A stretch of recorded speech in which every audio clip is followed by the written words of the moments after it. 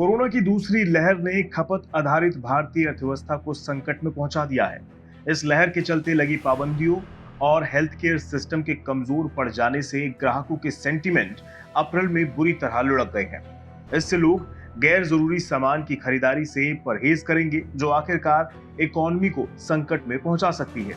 CMIE की report के मुताबिक अप्रैल में ग्राहकों के सेंटीमेंट्स में 3.8% की गिरावट आई है, जो मई 2020 के बाद सबसे बड़ी गिरावट है। वहीं हफ्ता दर हफ्ता देखें तो 2 मई को खत्म हफ्ते में गिरावट 5.4% रही है, जो नवंबर के बाद से सबसे बड़ी गिरावट है। इससे पहले 18 अप्रैल को कंज्यूमर सेंटीमेंट में 4.3% और 25 अप्रैल को खत्म हफ्ते में 4.5% की गिरावट आई थी। जानकारों का भी मानना है कि मार्केट के बंद रहने से बिक्री घटी है और अब ग्राहकों की कमाई घटने से हालात लगातार खराब होते जा रहे हैं।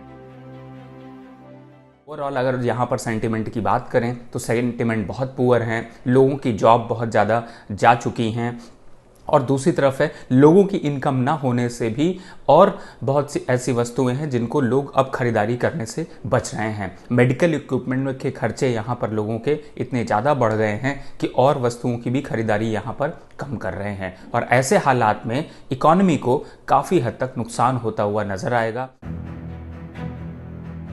CMI की रिपोर्ट में दावा किया गया है कि जहां ग्राहकों के सेंटीमेंट में 4.5% की गिरावट आई है, वहीं वर्तमान आर्थिक गतिविधियों का इंडेक्स 2.5% लुढ़क गया है।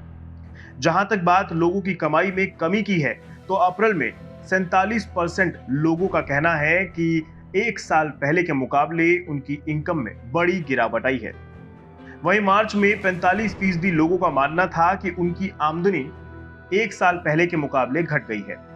इसी तरह से पिछले साल जहां 6% लोगों ने कहा था कि उनकी आमदनी बढ़ी है, अब केवल 4% लोगों ने आमदनी में बढ़ोतरी की बात कही है।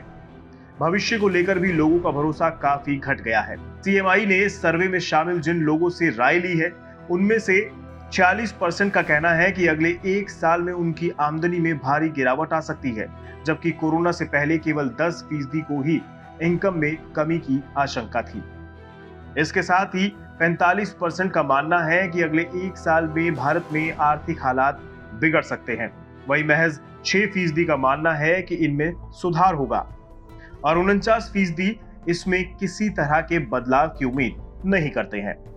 इस बार सेंटीमेंट घटने की बड़ी वजह हेल्थ केयर सिस्टम का फेल होना रहा है, लेकिन इस सब के बीच भी कारोबार जगत ने लोगों को राहत पहुंचाने और उनका भरोसा बनाए रखने के लिए साथ मिलकर उनको राहत पहुंचाने की कोशिश की है।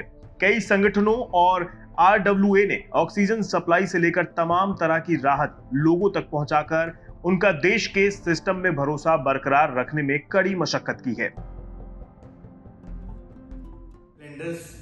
ऑक्सीजन सिलेंडर्स हॉस्पिटल के अंदर सप्लाई करने का मुहिम उठाया और 10 दिनों में हम लोग अभी तक 5000 से ऊपर सिलेंडर ऑक्सीजन के 15 से 20 हॉस्पिटल के अंदर सप्लाई कर चुके हैं और लगातार हम लोग इसके लिए काम कर रहे हैं।